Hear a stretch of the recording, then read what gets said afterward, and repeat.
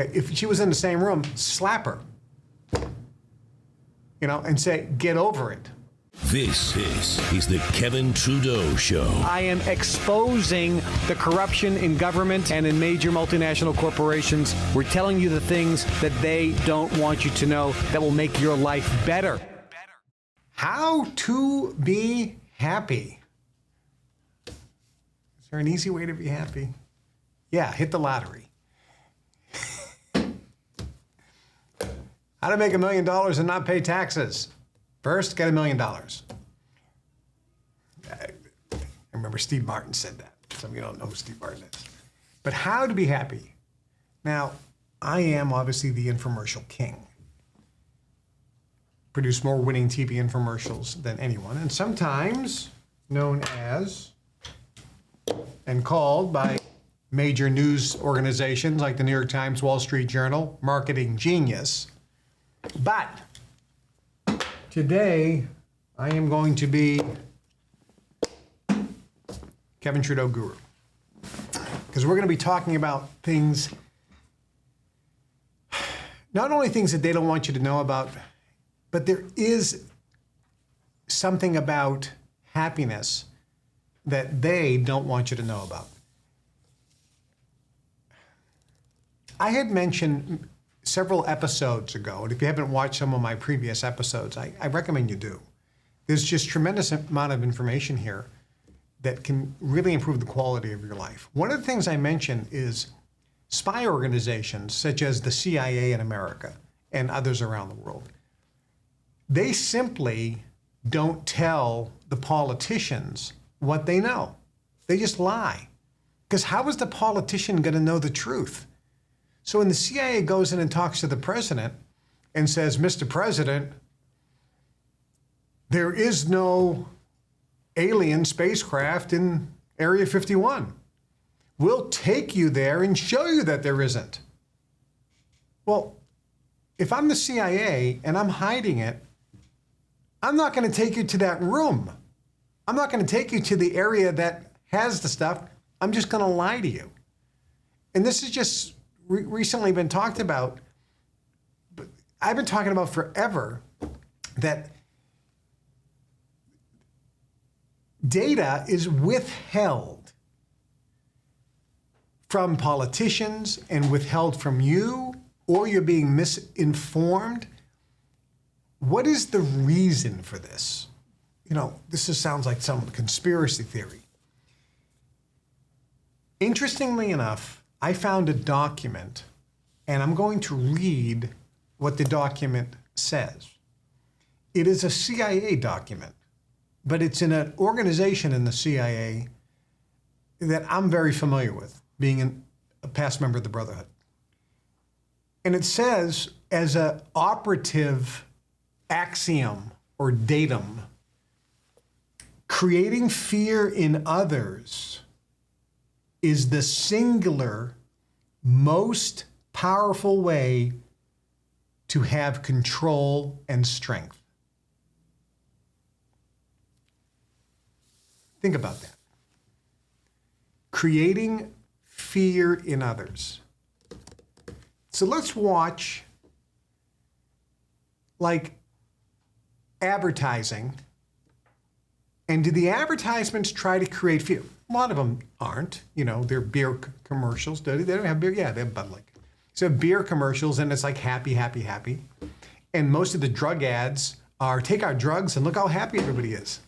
You know, take the drugs. Take it every day. Look how happy you are. Side effects include death, stroke, loss of testicles. I mean, on and on and on. And everybody while they're saying all the side effects include death, loss of eyesight, I mean, etc. The pictures are like, okay.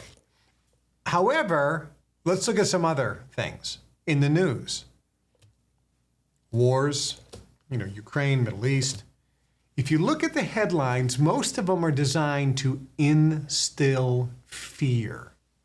The majority of headlines to instill fear. Why? Fear is the singular most important thing that can be done to gain power and control, increase strength. When you are fearful, isn't it true that you're not happy? Well, today's your lucky day. I'm going to share with you the secrets of happiness and joy.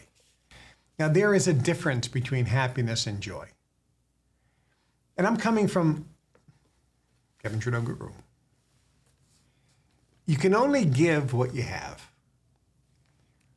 For people that have known me for decades, they can say that even though an external situation can occur where the wrath of the guru or the fire of the guru is unleashed, and I've done it to several people here on the staff here. It lasts a minute, quite frankly, because it's warranted. And then it's gone. Happiness and joy comes from two separate sources. Happiness comes from external situations. Joy or bliss comes from within. Now, if I'm going to teach you how to be happy and how to have joy and bliss, I have to have it first, because you can only give what you got. Most people who teach or write books on joy or happiness or things like this, and I've known many of them, wonderful people, but they have a lot of psychological problems. And a lot of them get keyed in, or things get triggered. They're depressed, they're alcoholics, they're on drugs, and they're writing books on joy and happiness. I remember I was with one spiritual guru, we'll call him, who's a medical natural health guru as well, from India. And we were on the set of a show that I was shooting with him. And he teaches love, and you need to have compassion. And he's on the set talking about love and compassion and understanding and, you know, all this lovey-dovey stuff. And I'm looking at him, and when the show was over, he jumped up, started screaming at his personal assistant about why his car wasn't ready, because he wants to, you know, get to the restaurant where he's going to have dinner. And then when we have dinner, he's bitching, whining, and complaining about every little thing. And I'm like, this guy puts on a good act, but this is not the person. They're two separate people. Does that make sense? It was like two separate people. Two separate people. And I've seen that happen over and over and over again, especially with people on YouTube or people who write books on various subjects. They're not what you present. Hey, people that have known me, you know, they know. I remember, I was in prison for 8.5 years for contempt of court. I wasn't charged with a crime. I was told by the judge, effectively, the way I perceived it was, you can't talk about your books, you can't express your First Amendment constitutional rights, you can't express your opinions. And I said, I'm going to continue to do that. And I was held in contempt. And I was sentenced to 10 years in prison because I was exercising what I believed to be my First Amendment constitutional rights. 10 years. You think it'd be bitter? I wasn't bitter. I'm happy no matter what the external conditions are. I'm always happy, regardless of what the external conditions are. I remember when I was in prison, I'm walking down the middle of the compound. There's 1,000 inmates there. And the warden, who very rarely was outside of his office, was walking down the compound. And he stopped me and he said, Trudeau, he says, I've been in the Bureau of Prisons for 35 years. I've seen tens of thousands of inmates. And I've never seen a single one who's actually happy to be here. He goes, you're actually happy you're here. I go, well, you know, warden, I'm here. I have a choice. I can either be happy or miserable. I choose to be happy. Because if I'm miserable, I'm still here. And he just shook his head. He goes, that's amazing. And it's true. And I'm not saying that in a braggadocious way. I'm just suggesting that external conditions, regardless of what they are, don't have to put you in a state that you don't want to be in. So I'm teaching you this coming from a point of having. So this is something that I have. So first off, there's a difference between happiness and joy and bliss. Happiness is created by external situations. The Buddha said, pain in life is inevitable, but suffering is an option. So think about that. Our external conditions in life may change, and they may not be to what our ideal liking is. We may have external conditions or situations or events or circumstances that we don't like, that make us sad. Our mother dies.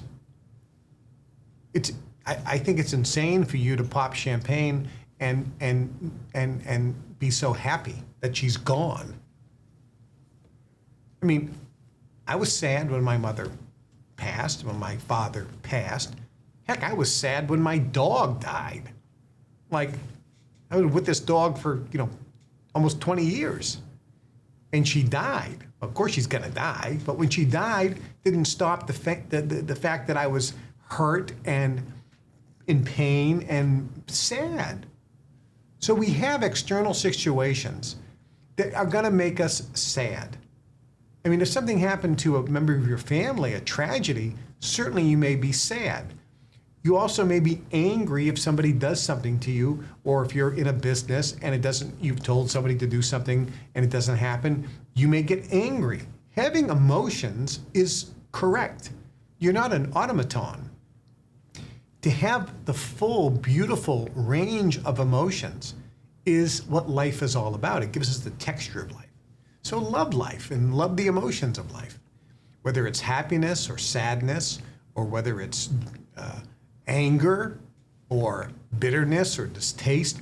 Having a range of emotions based on external situations is perfectly okay.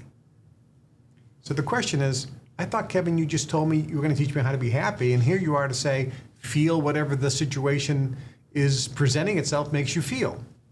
Well, that's true. The difference is, how long does it stay with you?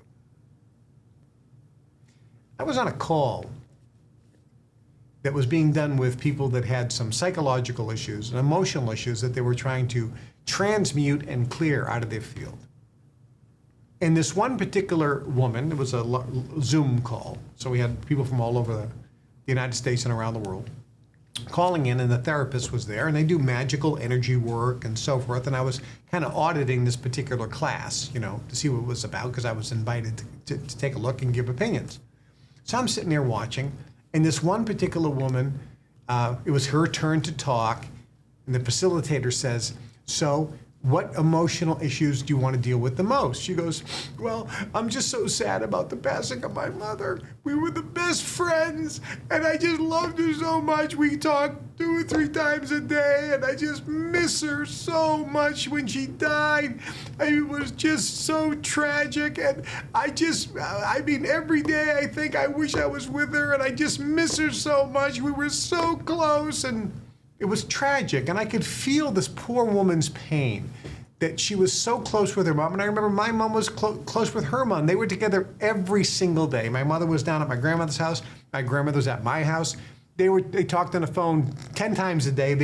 They were like best friends. They talked all the time, both Italians, speaking in Italian to each other. They were together all the time. And when my grandmother died, I remember the pain that my mother went through and how much she missed effectively her best friend in the entire world, which was her mom. So I could feel this woman's pain, and I had empathy and compassion, because she deserves to be happy. She has a right to be happy. And the fact that she was going through this pain and suffering was just heartbreaking for me. And then the facilitator said, when did your mother pass? And the woman said, next month it'll be 7 years. 7 years? Get over it. Are you with me? And the facilitator was like, oh. It was like, oh. Okay, if she was in the same room, slap her. And say, get over it. It's perfectly fine to deal with pain or suffering in a moment or for a while, but you get over it. I was at the Golden Door Spa in Escondido, California, one of the premier spas in the world. Started by Deborah Zake. It's a world-class facility called the Golden Door in Escondido, California. And I was there. I go there for Men's Week. Most of the time it's women only. A couple weeks they have men and women, and then a few weeks a year they have men only. So I'm there for Men's Week, and most of the guys, about 2/3 of the guys, go there all the time, and we see each other and so forth. And a lot of us are getting old, and some of them have passed away over the years. I've been going there for 30 years. So on this one particular instance, there's a fellow there who's 92 years old. And he's at the spa, sharp as a tack, going on the hikes with us. Doesn't go on the big mountain hike, but he goes on the meadow walk. And he's 92 years old, and so we're at the table having dinner. We have we all get together. It's like 35 guys, and we change up the tables. On this particular night, he happened to be sitting next to me. So I was chatting with him, and I said, "Well, it's 92. Where do you live?" Because I live in New York City. I said, "How long you lived there?" He goes, "I lived there my whole life."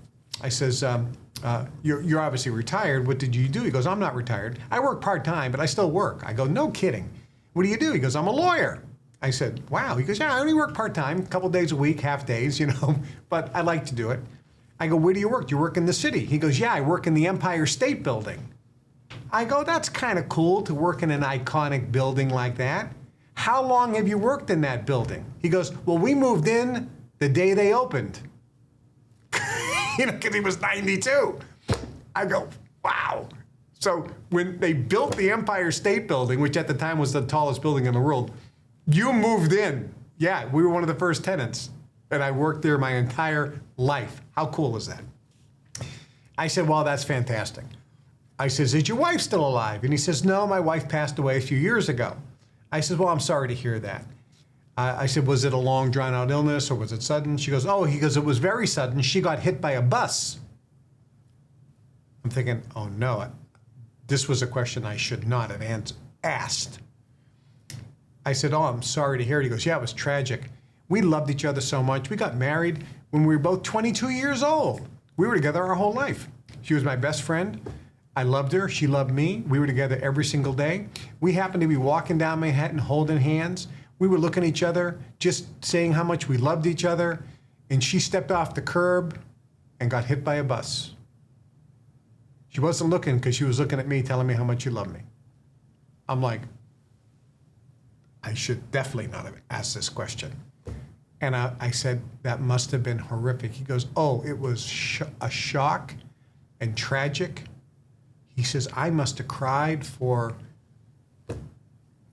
5 full days." I said, "Really?" He goes, "It was tragic." He goes, "I cried every day for about 5 days." He said, "But you have to move on in life." That's what she would have wanted. And he said, with a big smile, "And I loved her so much, and she loved me, and we had the best life." And he wasn't tore up about it. He let it go. And I said, "Let's talk about this." I said, "You were tore up for 5 days." He goes, "Yeah, I cried every day." He says, "Not all day, but every day I was sad." He said, "But after 5 days," he goes, "that's enough mourning. You have to move on with your life." That's what she would have wanted. He let it go. And one of the things that's fascinating to me is when you look at not wealthy people, well, wealthy inside, when you look at people that live to be 100 years old, healthy people that are truly happy, one of the common denominators is they take life very lightly. They let things go. They don't hold on to things. They release and let go. So the magic of being happy is when something comes into your life that you don't like. Here is the procedure. Number one, acknowledge how you feel. don't deny it. Number 2, welcome that negative feeling. Don't resist it. And number 3, allow it to pass through and to transmute. Allow. Be in a state of allowing. Let go and release. Surrender to the universe. This will happen if you do the first 2 steps. If you acknowledge and not deny, and if you allow and welcome instead of resist. What you resist persists. Think about this. Now, there are techniques that you can do to help get rid of encapsulated or trapped energy patterns or negative energy patterns that give you an uncontrollable and irrational emotion, like thought field therapy or Dr. Mortar's bioenergetic synchronization technique, or different types of energy work and units that people can use. There are a whole host of different things that you can do. But the most important or powerful that has been used for tens of thousands of years is simply confronting and allowing it to transmute, keeping your heart open. Thanks for watching. Make sure you hit that subscribe button and share this with everyone you know. I'm Kevin Trudeau. Looking forward to seeing you Wednesday, 1 o'clock, Chicago time.